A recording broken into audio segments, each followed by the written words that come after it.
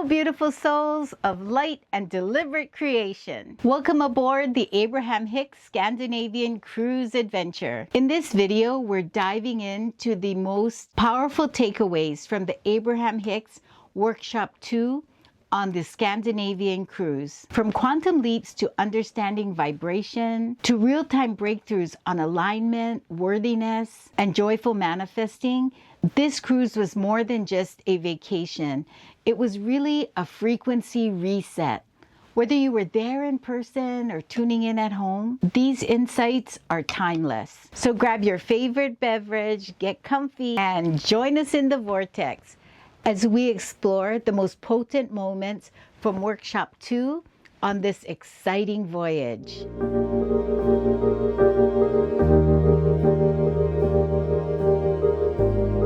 Hi, this is Lori. I'm coming to you from the portal of my suite cabin. I thought it would be fun to kind of go over the 3 takeaways that I received from the Workshop 2. So let's dive right in.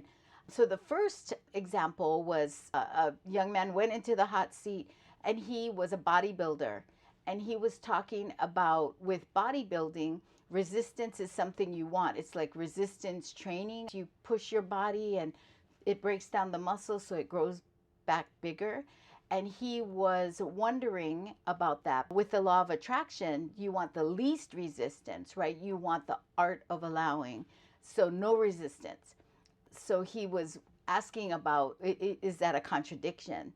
And what Esther said was that it really isn't a contradiction in the sense that when you're wanting to build your muscles quickly, you do the resistance training so it goes fast, so it builds your muscle quicker. But she said that without resistance, if you did it on a regular basis, just up to the point of resistance, then the outcome would be equal, except it might take longer.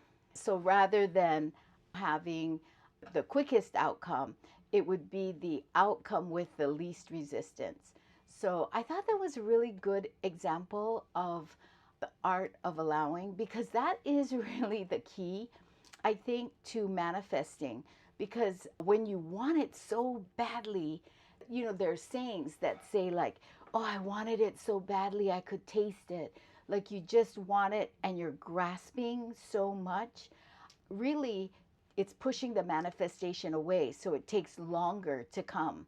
I thought that was a really good example. It was sort of flipped around, but how the resistance is part of the keys to manifestation. The second example that I wanted to use was, again, a guy who went up onto the hot seat, and he was talking about having low self-esteem and how does he improve his self-esteem.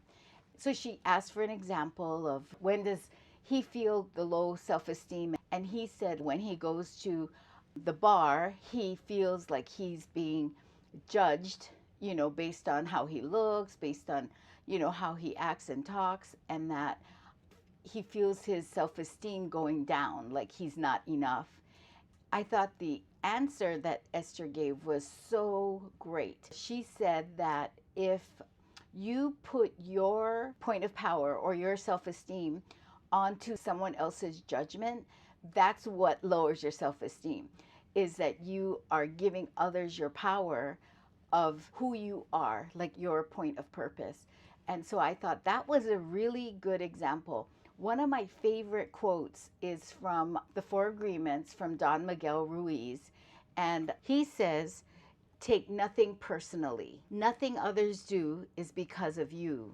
What others say and do is a projection of their own reality, of their dream. And when you are immune to the opinions and actions of others, you won't be the victim of needless suffering. So I thought that was like in perfect alignment with what Esther was saying, is that if you keep your own point of power, it is how to build your self-esteem, because then you're building it from the inside and not allowing others' judgments to give you your self-esteem. So that was my takeaway 2.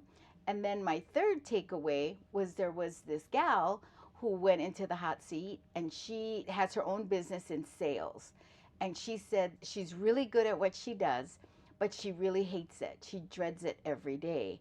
So as Esther asked her questions to figure out what is causing the dread, she's a salesperson, and she said she dreads the no's. She dreads the rejections. What I thought was really interesting was Esther said it's because she's focusing on the rejection. She should focus on attracting the people who want her product and not attracting the people who will reject her. So be the point of attraction because you believe your product is offering a benefit to others. Attract the people who will benefit from your product. So I thought, wow, that's the step number one in sales training, right? Figure out the benefits of your product and find the people who need the product. So I thought that was a really good response. But Esther's talking about it in a spiritual or energetic way. Attract the people who are wanting your product. So those were my big 3 takeaways in workshop 2.